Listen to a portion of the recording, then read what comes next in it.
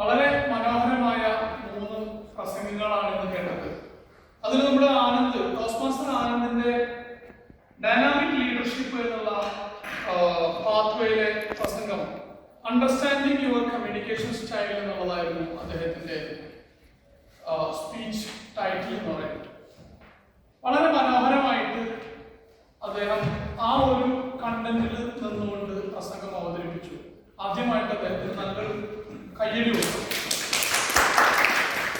ഒരു പ്രസംഗത്തിന്റെ ഏറ്റവും പ്രധാനപ്പെട്ട ഒരു ഘടകം എന്ന് പറയുന്നത് കേൾവിക്കാരെ കൂടെ കൊണ്ടുവരിക എന്നുള്ളതാണ്. ആ ഒരു നിലയിൽ അദ്ദേഹം ആദ്യത്തെ ഒരു ചോദ്യത്തോടു കൂടെ തന്നെ ആർക്കൊക്കെ ഫേസ്ബുക്ക് ഉണ്ടെന്ന് ചോദിച്ചപ്പോൾ നമ്മൾ അദ്ദേഹത്തിന്റെ കൂടെ പോയി. മാത്രമല്ല അതൊരു നർമ്മത്തിലേക്ക് അതിനെ ഡൈവേർട്ട് ചെയ്തു. ഫേസ്ബുക്ക് അല്ലെങ്കിൽ ഇപ്പൊ ആധാർ കാർഡ് ചോദിക്കേണ്ടി വരും. അപ്പൊ വീണ്ടും നമ്മളൊരു പ്രസംഗത്തിന്റെ രണ്ടാമത്തെ തലം ഒരു നർമ്മം എന്നുള്ള തലത്തിലേക്ക് അതിനെ എത്തിച്ചു എന്നുള്ളതാണ്.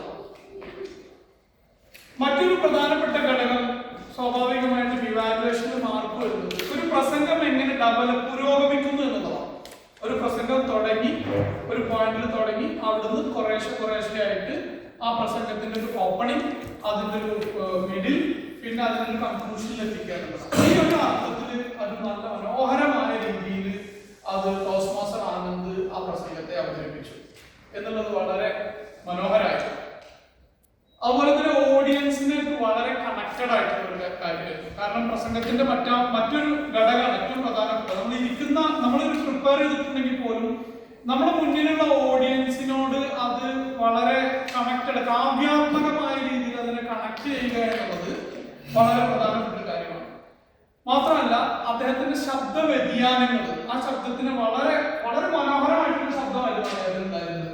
ആ ഒരു ശബ്ദത്തിന് കൃത്യമായിട്ട് പറഞ്ഞതോടുകൂടി നമുക്ക് ആ 5 മിനിറ്റ് പ്രഭാഷണം പൂർണ്ണമായിട്ട് നമുക്ക് ഉൾക്കൊള്ളാനും അതിൽ നിന്ന് പാഠങ്ങളും പഠിക്കാനും നമുക്ക് പറ്റി എന്നുള്ളതാണ് അദ്ദേഹത്തിന്റെ ഒരു പ്രധാനപ്പെട്ട കാര്യം. മാത്രമല്ല ഒരു സ്റ്റോറി അതിലൂടെ കൊണ്ടുവരേണ്ടത്. ഇങ്ങനെ ഇത്രയും കുറെ ഘടകങ്ങളാണ് അദ്ദേഹത്തിന്റെ പോസിറ്റീവായിട്ട് എനിക്ക് കാണാൻ കഴിയുന്നത്.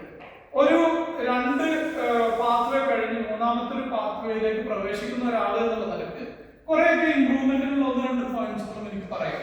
ഇവിടെ ശബ്ദ വ്യതിയാനം എന്ന് പറയുന്നത് വളരെ പ്രധാനപ്പെട്ട ഒരു ഘടകമാണ്. അദ്ദേഹത്തിന്റെ ഒരേ പിച്ചിലുള്ള വോയിസാണ്, വളരെ ഉയർന്ന നല്ലൊരു വോയിസാണ്.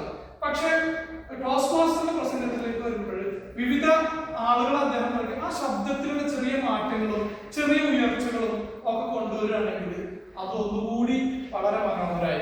പക്ഷെ രണ്ടാമത്തെ ഒരു ഘടകം ഈ ഫുൾ സ്റ്റോറി കൊണ്ടുവരുമ്പോൾ തന്നെ ഒരു നെക്സ്റ്റ് ലെവലിലേക്ക് പോവാൻ പ്രസംഗം ഒന്നും ഒരു പ്രാവശ്യം എഴുതി തയ്യാറാക്കി അത് നമ്മുടെ മെന്റർക്ക്, പലപ്പോഴും നമ്മൾ പ്രസംഗത്തിന്റെ ഒരു നെക്സ്റ്റ് ലെവലിൽ പോകുമ്പോൾ നമുക്ക് സംഭവിക്കുന്ന ഒരു കാര്യം നമ്മൾ മെന്റർ ഉണ്ടാവില്ല പലപ്പോഴും. അതൊരു മെന്റർക്ക് അയച്ചു കൊടുത്ത് അദ്ദേഹത്തിന്റെ ഒരു റിവ്യൂ കൂടി കിട്ടിയതിന് ശേഷമാണെങ്കിൽ അത് നമുക്ക് ഒരു മറ്റൊരു തലത്തിലേക്ക് ഒരു കോണ്ടസ്റ്റ് ലെവലൊക്കെ വരുമ്പോഴത്തേക്ക് നമ്മുടെ GOCക്ക് അഭിമാനകരമായ ഒരു താരത്തിന്റെ ഒരു ഉയർത്തെഴുന്നേൽപ്പാകുമെന്ന് പറഞ്ഞ് മൊത്തത്തിൽ നോക്കിയാൽ വളരെ മനോഹരമായിരുന്നു. എങ്കിലും ചെറിയ കുറെ കാര്യങ്ങൾ കൂടി ശ്രദ്ധിക്കുകയാണെങ്കിൽ അതിനൊരു നെക്സ്റ്റ് ലെവൽ, മറ്റൊരു ഉയർന്ന തലത്തിലേക്കുള്ള ഒരു പ്രസംഗമാക്കി മാറ്റാമെന്ന്